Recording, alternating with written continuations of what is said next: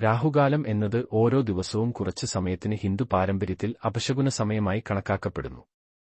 ഇത് പുതിയ സംരംഭങ്ങൾ തുടങ്ങാനോ പ്രധാനപ്പെട്ട കാര്യങ്ങൾ ആരംഭിക്കാനോ അനുയോജ്യമല്ലെന്ന് കരുതപ്പെടുന്നു. ഇത് രാഹുവിനോട് ബന്ധപ്പെടുത്തിയിരിക്കുന്നു, ആരെയും മായയും തടസ്സങ്ങളും പ്രതിനിധാനം ചെയ്യുന്നു.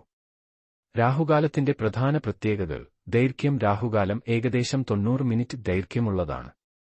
ഈ സമയക്രമം സ്ഥലം, തീയതി എന്നിവ അനുസരിച്ച് വ്യത്യാസപ്പെടുന്നു. പ്രാധാന്യം. വിശ്വാസപ്രകാരം രാഹുകാലത്ത് ആരംഭിക്കുന്ന കാര്യങ്ങൾ തടസ്സപ്പെടാൻ, വൈകിപ്പോവാൻ അല്ലെങ്കിൽ പരാജയപ്പെടാൻ സാധ്യതയുണ്ട്, കാരണം രാഹുവിന്റെ ദുഷ്പ്രഭാവം. ഉചിതമല്ലാത്ത കാര്യങ്ങൾ, പുതിയ സംരംഭങ്ങൾ തുടങ്ങുക, വിവാഹം, ബിസിനസ് കരാറുകൾ, യാത്രകൾ, നിക്ഷേപങ്ങൾ തുടങ്ങി പ്രധാനപ്പെട്ട പ്രവർത്തനങ്ങൾ രാഹുകാലം പുതിയ കാര്യങ്ങൾ ആരംഭിക്കുന്നതിൽ മാത്രം ബാധകമാണ്. തുടർച്ചയായ ജോലികളോ ശീലം പോലെ നടത്തുന്ന കാര്യങ്ങളോ ഇതിനകം ബാധിക്കില്ല. പരിഹാരങ്ങൾ. രാഹുകാലത്തെ ദുഷ്പ്രഭാവം കുറയ്ക്കാൻ ഭക്തർ ഗണപതി ഭഗവാനെ പ്രാർത്ഥിക്കുന്നതോ പ്രത്യേക മന്ത്രങ്ങൾ ജപിക്കുന്നതോ പതിവാണ്.